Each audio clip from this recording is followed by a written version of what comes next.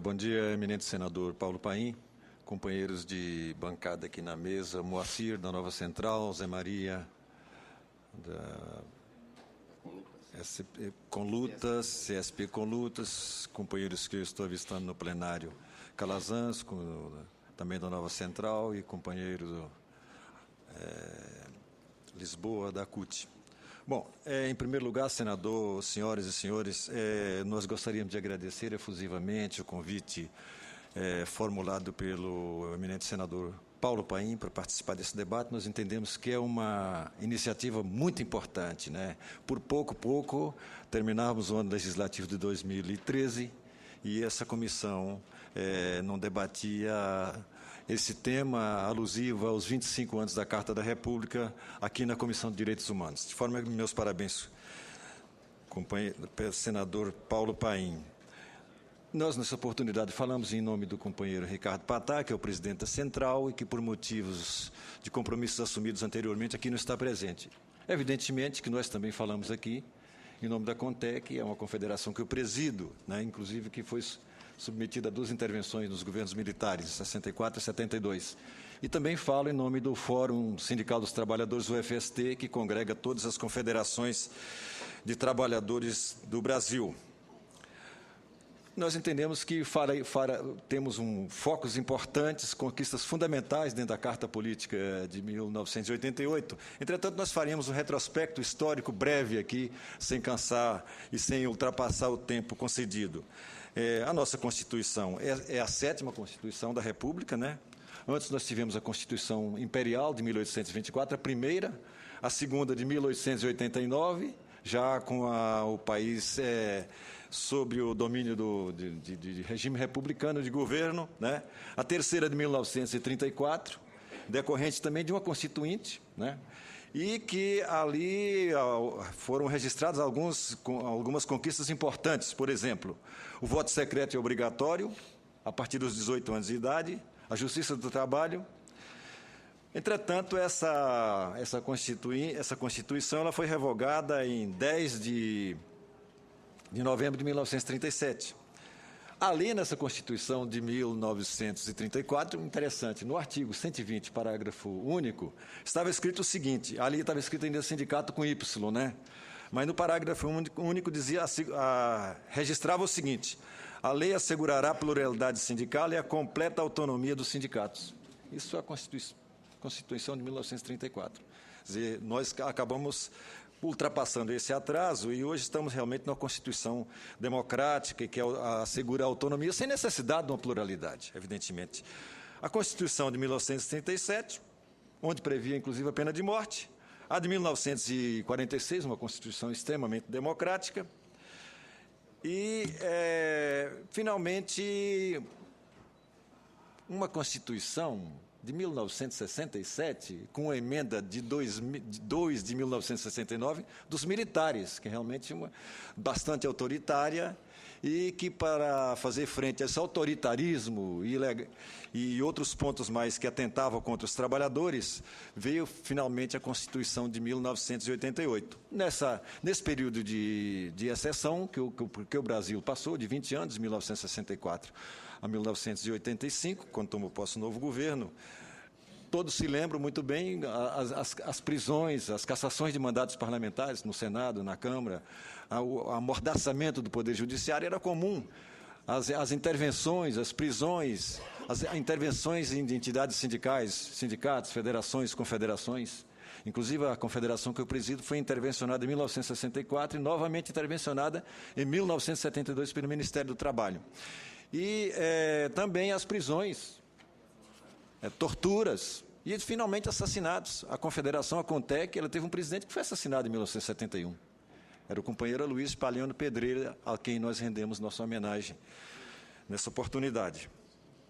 Nessa atual carta, o que nós sabemos é que, para que a ela chegássemos naquela oportunidade, havia muitas resistências no meio da sociedade como um todo. Inclusive, uma delas, a fundamental, é de que se seria uma constituinte exclusiva, com todos os poderes a ela inerentes, ou simplesmente uma constituinte congressual. Ganhou a constituinte congressual, da qual o eminente senador Paulo Paim, à época deputado federal, foi constituinte também.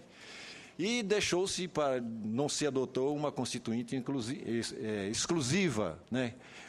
Sob temor, naquela oportunidade, dos meios políticos, dos meios que dirigiam o país, na oportunidade de que realmente a constituinte exclusiva teria poderes ilimitados para adotar uma série de medidas e de providências e de registro na Carta da Política do país, de que realmente alguns assuntos não tinham espaço dentro da sociedade para resistir que assim fosse feito. Me permita também, só para, como eu estava lá, né? Queriam também fazer uma Constituição que fosse só uma carta de princípios. E eles diziam, a Constituição dos Estados Unidos tem 12 artigos, vamos fazer 12 artigos.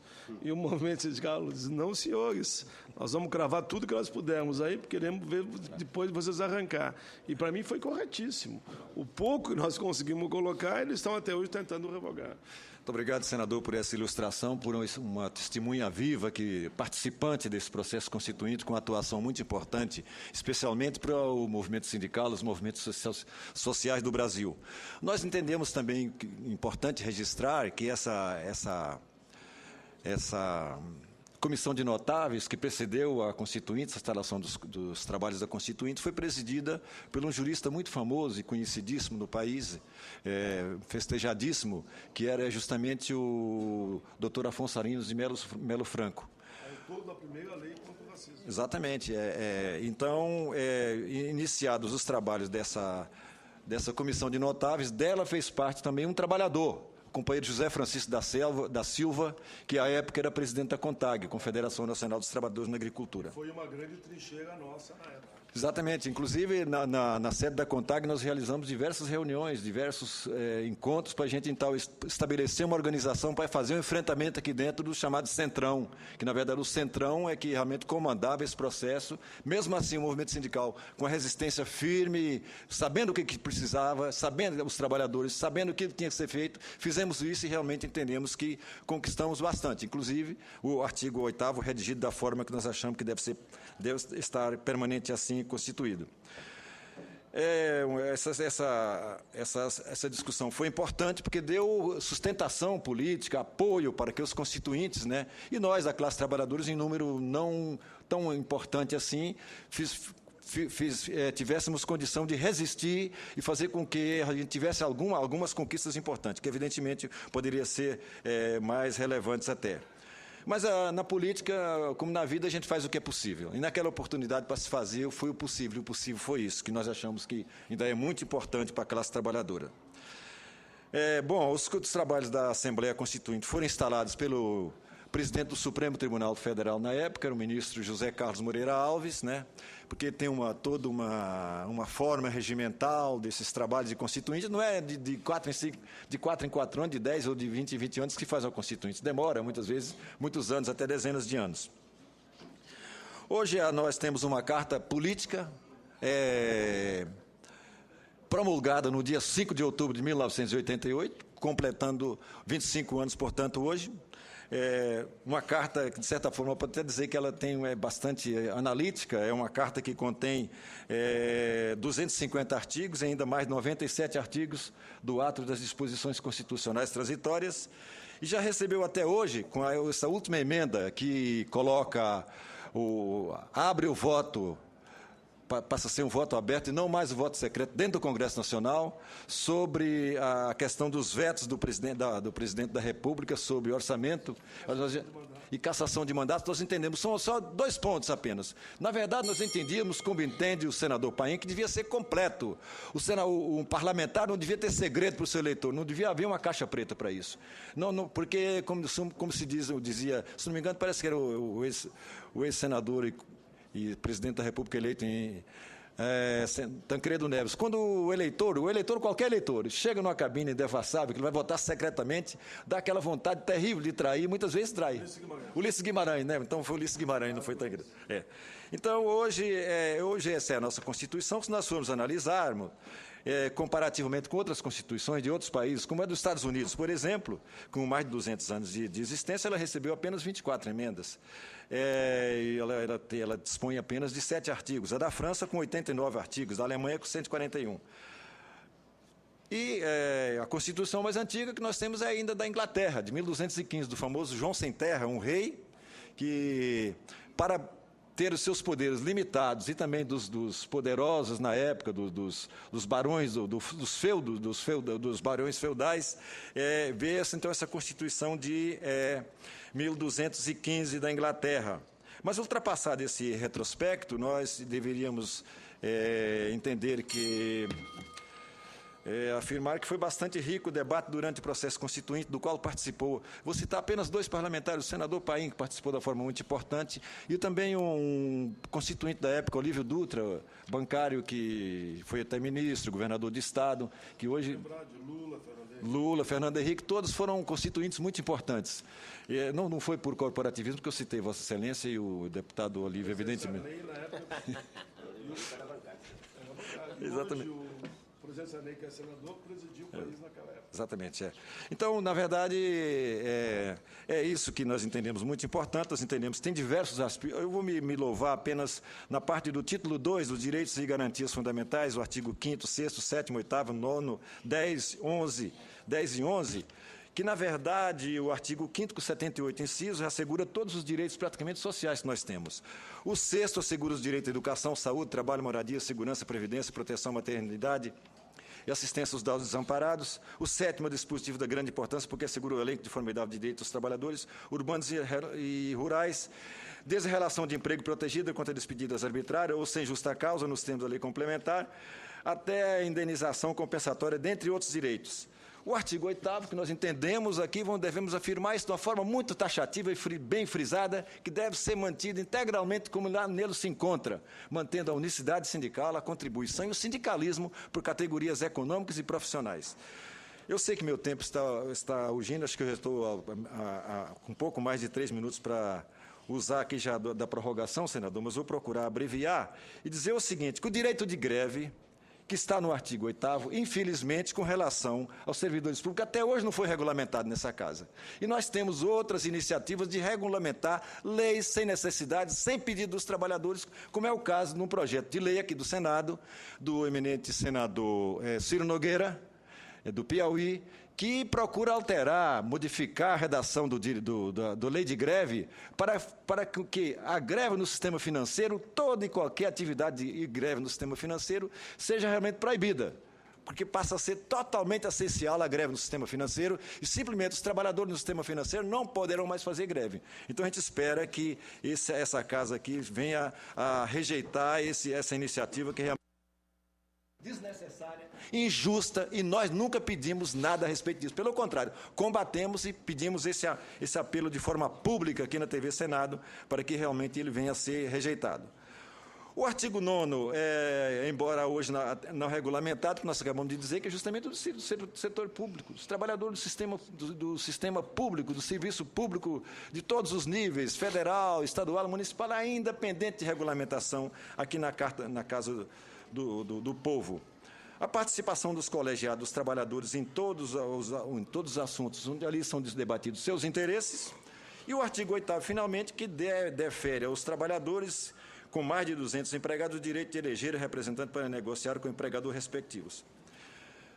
Nós também entendemos, e muito importante, fundamental, como estrutura da Carta Política como um todo, a questão relativa às cláusulas pétreas, que não pode ser objeto de emenda constitucional. A forma federativa de Estado, o voto direto, secreto, universal e periódico, a separação dos poderes, os direitos e garantias individuais. Nós entendemos, senador, companheiros de mesa, senhoras e senhores, que já foi aqui falado, mas eu vou repetir brevemente. Acho que nós temos, sim, de uma forma bem imediata, bem visível e muito importante, a questão da redução da jornada semanal de trabalho de 48 para 44 horas, a extensão dos direitos trabalhistas aos trabalhadores domésticos, a renda mensal vitalícia aos idosos e deficientes, licença maternidade de 120 dias, hoje em 180, crime de racismo e tortura inafiançáveis, habeas data, voto aos 16 anos de idade, embora isso já existisse desde 1985. Mas não resta nenhuma dúvida que a classe trabalhadora e a sociedade civil organizada tem o dever de exercer pressão sobre o Congresso Nacional, deputados e senadores, para que outras medidas legislativas e essas próprias emendas à própria Constituição sejam adotadas. Registramos que até hoje não entendemos, por exemplo, o fato de alguns deputados naquela oportunidade não terem assinado a Carta da República de 1988. As marchas e contramarchas iniciadas em São Paulo em junho e estendidas depois para diversas capitais do país, nós entendemos que elas exerceram um papel importante, inclusive esta de fazer com que o voto aqui em duas matérias relativamente ao orçamento, a vetos do Poder Executivo e a cassação de parlamentares sejam realmente votos abertos. O ponto negativo que nós entendemos ainda, infelizmente, mas depende de nós, da sociedade brasileira, é o fato de que dezenas e dezenas, e agora o Moacir registrou aqui do Nova Central, que são 117 dispositivos ainda pendentes de regulamentação. Acho que nós devemos continuar fazendo esse tipo de pressão para que realmente a gente consiga andar. E essa pressão não é só sobre o Poder Legislativo, nós temos que fazer com que o Poder Executivo cumpra a lei. E também tem que haver, evidentemente, uma vigilância sobre o Poder Judiciário como um todo, porque nosso Poder Judiciário ainda é muito lento. E o Código do Processo Civil, que, na verdade, pode ajudar muito, pode ser fundamental e decisivo para que realmente as causas tenham uma celeridade no seu debate, na sua apreciação e na decisão, realmente ande bem. Entretanto, esse Código de Processo Civil continua paralisado na Câmara dos Deputados. Eu não sei se vai ser resolvido esse ano, contudo, tudo indica, dado o correr da carruagem, que não será resolvido esse ano. De forma que eram essas as considerações que nós queríamos fazer nesta breve assentada aqui. Agradecer mais uma vez o senador Paim pela iniciativa, pela oportunidade de fazer esse debate, para que nós não passássemos aqui na Comissão de Direitos Humanos sem ter a visão dos trabalhadores quanto aos 25 anos da Carta Política do país. Nós, como sempre fazemos, trouxemos aqui um improviso escrito e vamos deixar nas mãos do senador, para os arquivos do Senado. Muito obrigado.